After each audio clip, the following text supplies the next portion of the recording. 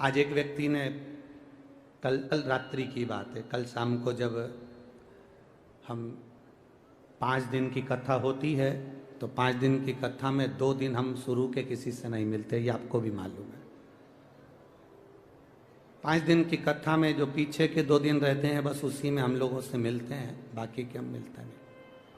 7 दिन की कथा में जो शुरू के 4 दिन होते हैं हम उसमें किसी से नहीं मिलते, चाहे कोई भी हो, हमारा मिलना नहीं होता, क्योंकि इस शरीर के लिए भी भजन करना जरूरी है।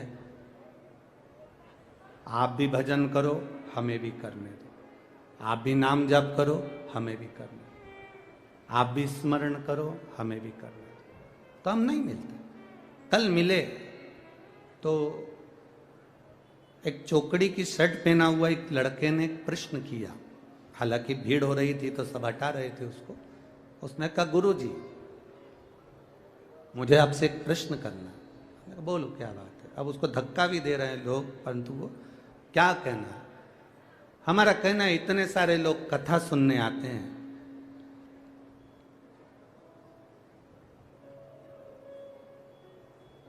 क्या सब कथा को अपने अंदर उतार लेते हैं? क्या सब शिव महापुराण की कथा को अपने भीतर उतार लेते हैं? क्या सब शंकर की भक्ति को अपने अंदर उतार लेते हैं? हमने उस बच्चे से उस समय तो नहीं कहा, पर वो बच्चा अगर यहां बैठा हो तो अवश्य सुनना। 2 बातें अपनी जिंदगी में उतारिएगा। एक, शक्कर को रेत के ढेर में डाल दो और रेत में उस शक्कर को मिला दो। चींटी जो होती है ना, वो रेत को नहीं लेती, किसको लेती है? जम के बोलो जरा।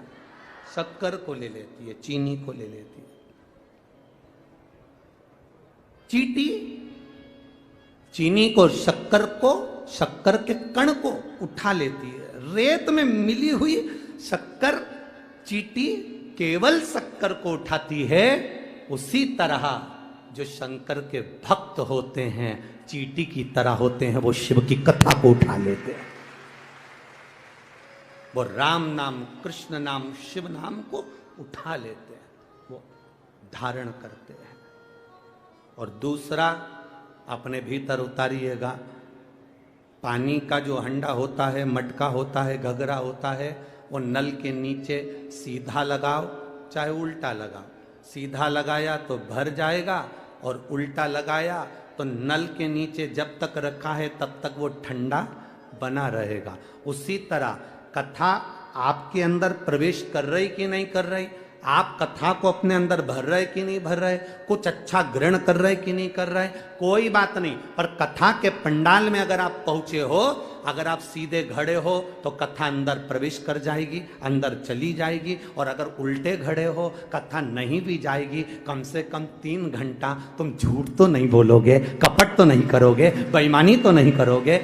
आप खुद अनुभव करो कि 3 घंटे कथा में पहुंचने के बाद मोबाइल बंद हो जाता है। 3 घंटे कथा में पहुंचने के बाद तुम फालतू की बात नहीं करते। 3 घंटा कथा में पहुंचने के बाद तुम्हारा फालतू लड़ाई नहीं होती, झगड़ा नहीं होता, विवाद नहीं होता, तुम किसी को गाली नहीं देते। 24 घंटा गाली देने वाला भी कथा के 3 घंटे मुंह से गाली नहीं निकाल सकता, क्योंकि वो बैठा है, किसको देगा? कोई झगड़ा करेगा फालतू का? तो 3 घंटे कम से कम तुम मौन हो, 3 घंटे कम से कम तुम अपशब्द नहीं कर रहे, 3 घंटे तुम्हारे मुंह से गलत विचार नहीं आ रहा है, 3 घंटे तुम कुछ गलत नहीं कर रहा है। तो ये सोचो कि नल के नीचे मटका रखा है, कम से कम ठंडा है, बस इतना ही काफी है। जितनी देर बैठे हो उतना भजन काफी है तुम्हारे लिए।